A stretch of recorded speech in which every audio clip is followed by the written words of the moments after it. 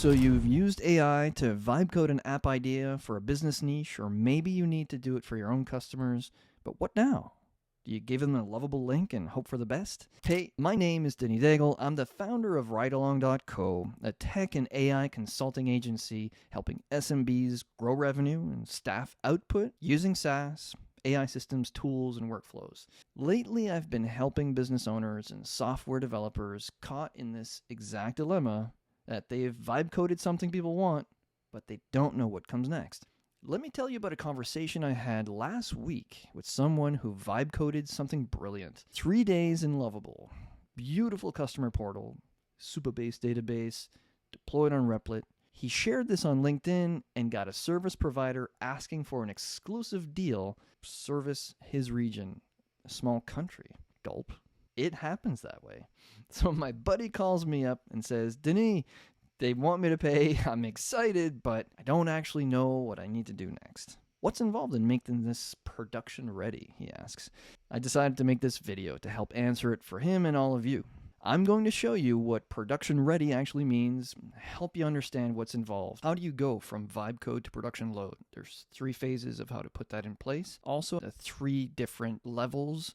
I'm also going to offer a way for you to work with me directly on doing a productionization assessment so you can know what you should actually be putting in place. Most importantly, help you make an informed decision about what to do next without wasting your time, money, both. And I've done VP of Engineering, Staff Dev, Senior Dev, Lead Dev, CTO of my own B2B SaaS startup.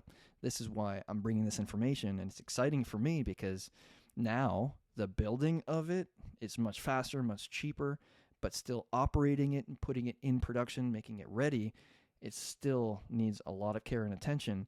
So now's the time because a lot more people want to be at this second stage of things.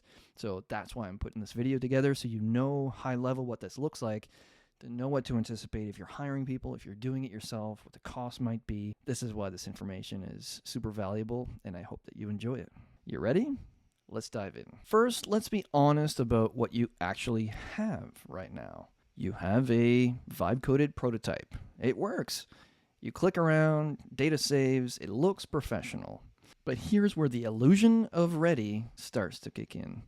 When somebody visits your app, to them, it's no different than Facebook or YouTube. Buttons work, pages load, users can sign up. And you, well, you feel like God, small g. You've built this yourself in days. Saved the traditional $250,000 price tag it used to cost when somebody else would build this, or you have to hire a team to do it. Well, welcome to the golden age of instant ideas. At the speed of thought, as Bill Gates quoted years ago. It's here. But here's what actually happens behind the scenes. Everything is in one place.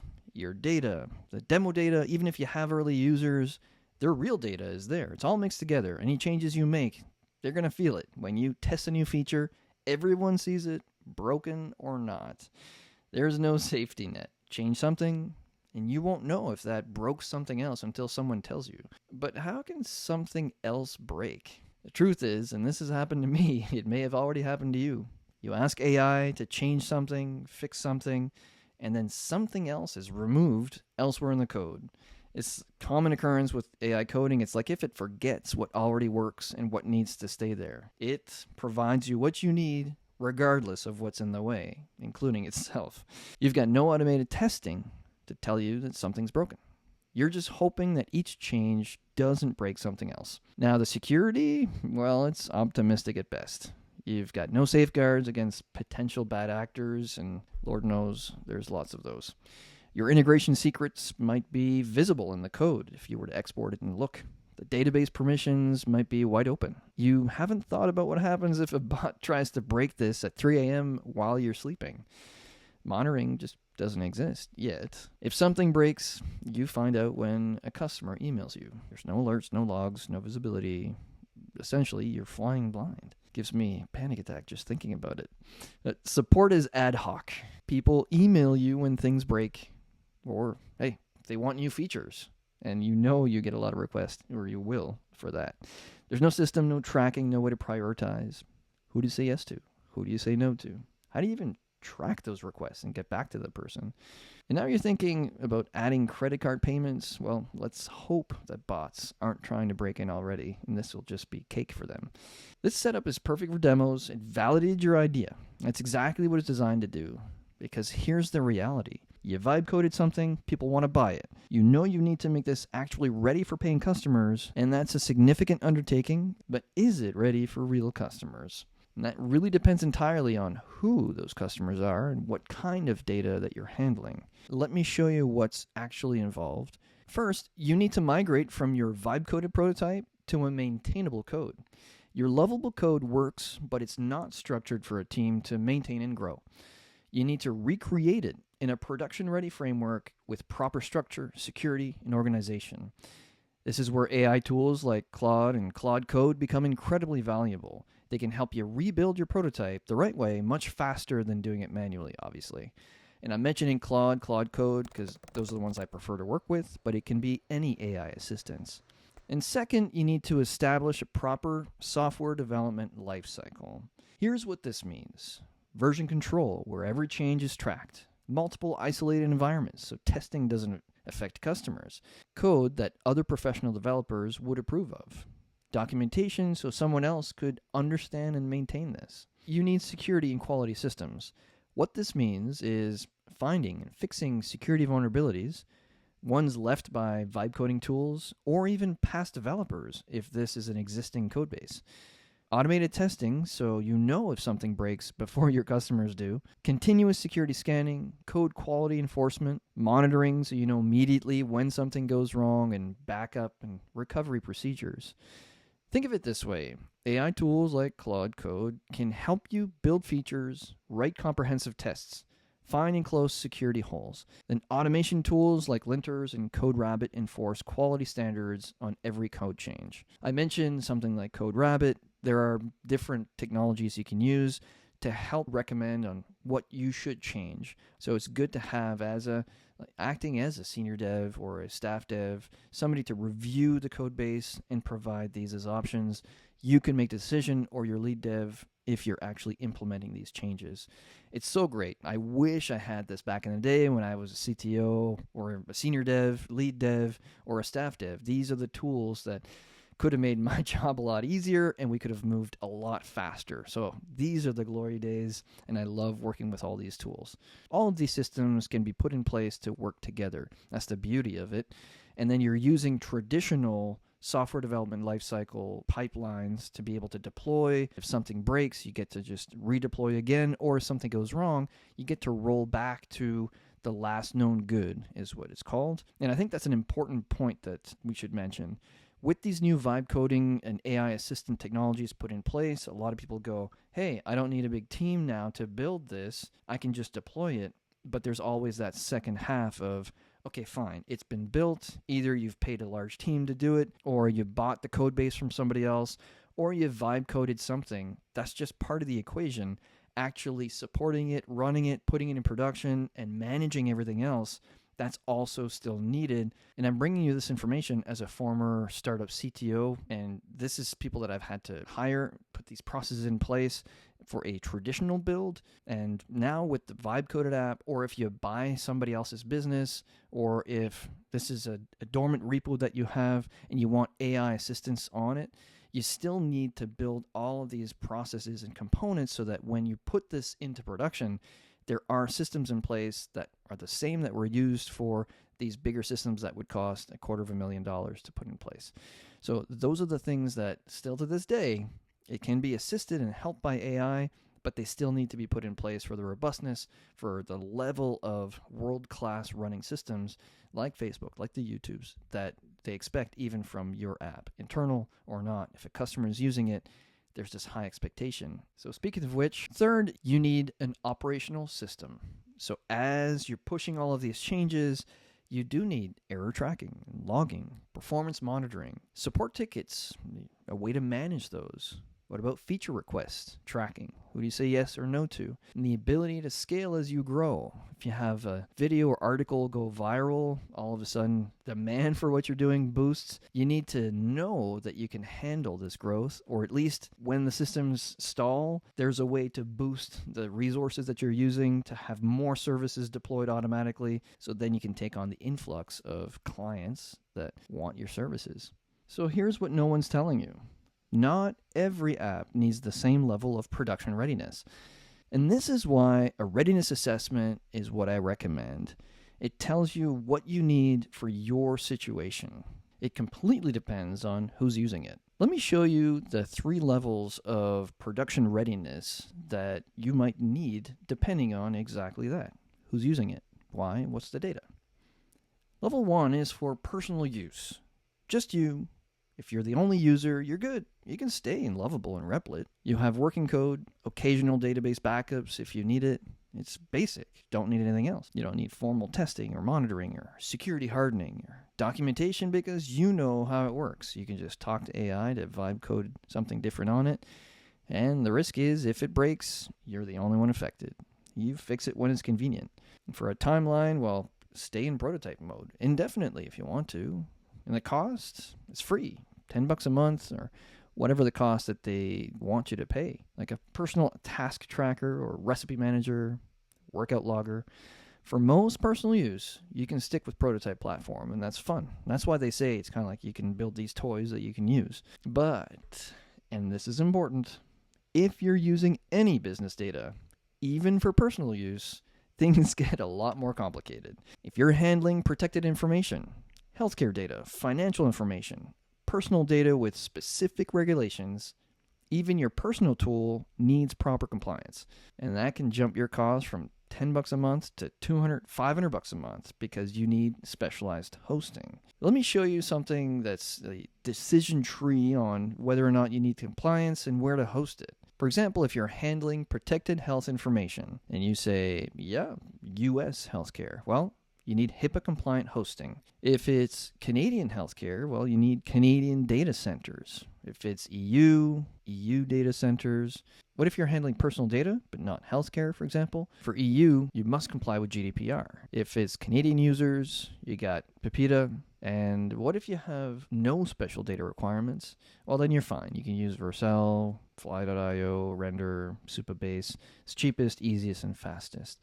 But you should at least be conscientious of what you have to keep in mind depending on what you're using this personal app for. So you see, you do need to think about it, whether this is a personal app or for your staff or for customers. These are the questions you have to ask yourself. If you want more info using AI with a HIPAA or FIPA compliant system for compliance needs, check out this video I made to help walk you through what I put in place, my team put in place for a healthcare provider that saves her 15 hours a week, keeping her data compliant, using AI hosting in Canada, and give her the option to expand her business and her practice. It might be useful to you.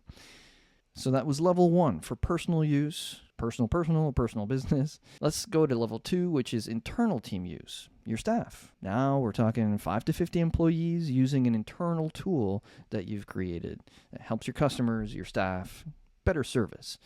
You need something that's stable enough for daily use. Basic version control with GitHub, development, and a production environment. You need 2 different environments for this because other people are using it and you're building it.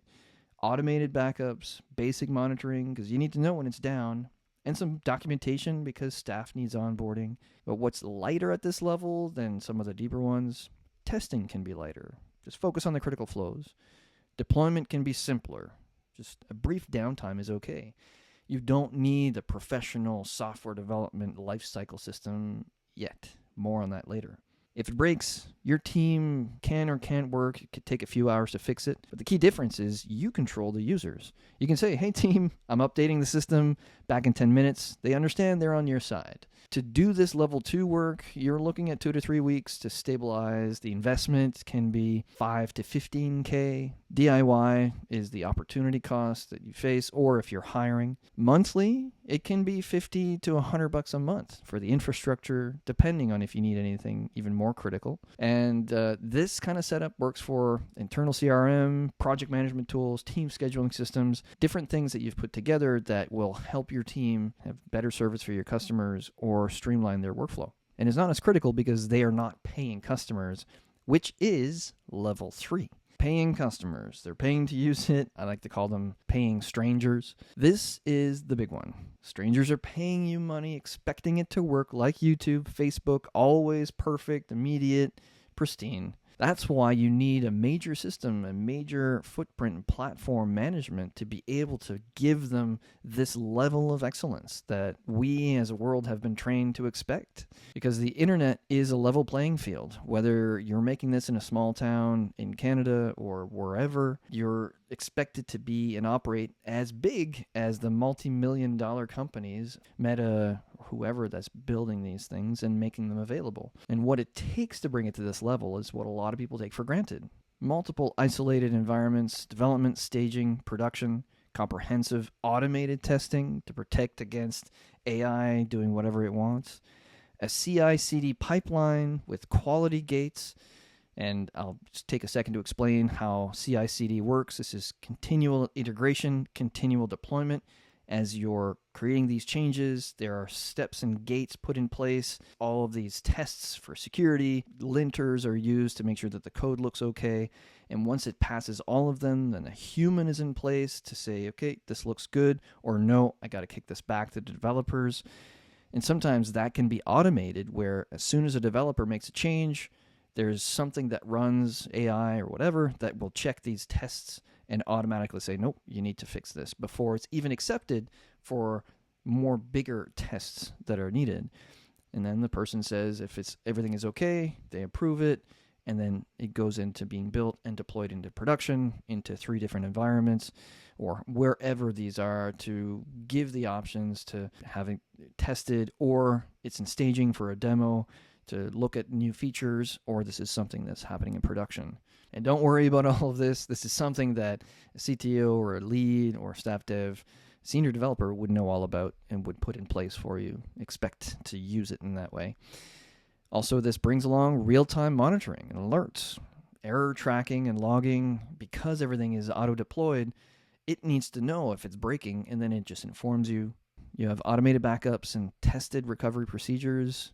These are essential. If anything goes down, you need to be able to recover and bring things back up. Let's say a user uploads a huge file that brings everything down to a standstill. Maybe the code missed that you couldn't upload something that's 4 terabytes big, and it should be just 1 gigabyte max. So all of these things, as if they happen, when they happen, you got to be able to recover from that. Security hardening, continuous scanning, if you got some AI bots that are continuing at just attacking random systems. If you have even put in your VibeCoded app online and you would to look at the logs, there's bots attacking that. So it's just something that we unfortunately have to exist in. You need professional support for the infrastructure, complete documentation. If you're hiring people at this stage, they need to know how it all works. You have to be able to scale and have professional code quality. That when you, again, hire people, they're going to trust that this works, and they've learned about this from other companies. They expect it to either be at that stage or for you to be open to let them bring this app to that stage. So it's at the standard of really world class at this point. And the risk is, if it breaks, your revenue stops. Your reputation is always on the line. You must fix it immediately, 24/7. Customers won't wait. They'll leave and they'll tell others. That is the bar. You don't control these users. They expect it to work always. They don't care if you're a solo founder. They don't care if it's 2 a.m. They paid you money and they expect professional software. Even if they didn't pay, they expect professional software. And the timeline to put this in place, you're looking at 4 to 6 weeks of full productionization, 70 to 100 hours of focused work. And you can imagine the investment for this, the setup, can be between $15K to $50K. It varies significantly based on your situation and your needs. The monthly infrastructure, same thing, 100 to 800 plus a month, depending on your data requirements.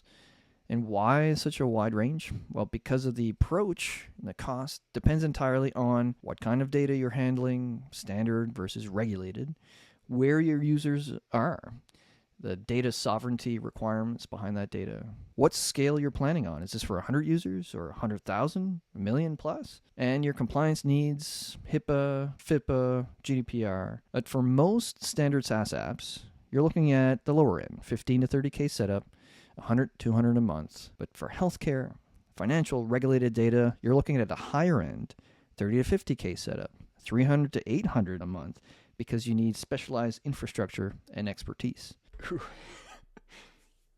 Forgive my dishevelness in this section of the video. We had a snowstorm here, so I had to go outside and pay my dues as a Canadian living in the cold north, the white north. But this is actually helpful because, as you can see, level 1, 2, 3 with HIPAA or FIPA compliance and everything else that needs to be put in place, it is heavy duty. It's a lot to take in.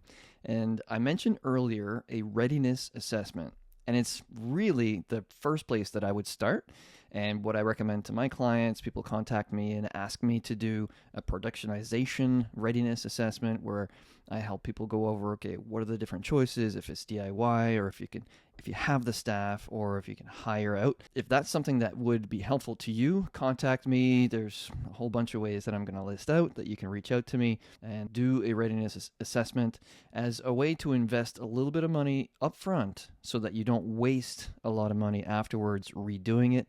Because something like this, especially a level 3, you are looking at 70 to 100 hours of work, and it could be 4 to 6 weeks, and it can range between 15K to 50K, all depending on who you need, if you need to hire anybody, if you need a senior developer, if you need lead dev or staff dev or DevOps, the different systems that you need. So listen, you're not alone, and you shouldn't take this on. If you're a business owner and you've VibeCoded something, or you've bought an older or an existing repo, or if this is something that you want your team to be able to use some AI assistance, listen, this is something that you need help with. Back in the day when I was a CTO, I would have loved to have somebody to help guide me. So if this is you and it could help, please reach out. Let's book ourselves in for just a free 30-minute call so that we can just get our heads around where you're at, what you need, and if it's something that you would like to hire me to do this readiness assessment, to give you the preview of the cost, the different options that you could use, the blind spots that you have. This is something that I've done in the past and continue to do, and more so now that coding this stuff, vibe coding or taking on somebody else's code base using AI assistance is so much easier than it used to be because of that assistance, but you still need that second half as mentioned earlier. So with this, thank you for watching. If you like this and this is your first time on the channel, welcome. Thanks for watching and subscribe. I'm trying to do these more and more just to show people the breadth and depth of what is needed still in this day of AI, where people are questioning, should we let go of our staff, or can I do this alone? How far can I go? And then the anticipated cost. And of course, now with data where it needs to sit, and you have financial companies and healthcare companies that want to go into it, but they're really shy because of AI and compliance and regulations and all that. But I'm saying this is the golden age to do this. So I would love to help you out because you know what? We are all in this together. Thanks for watching. I'll see you in the next one.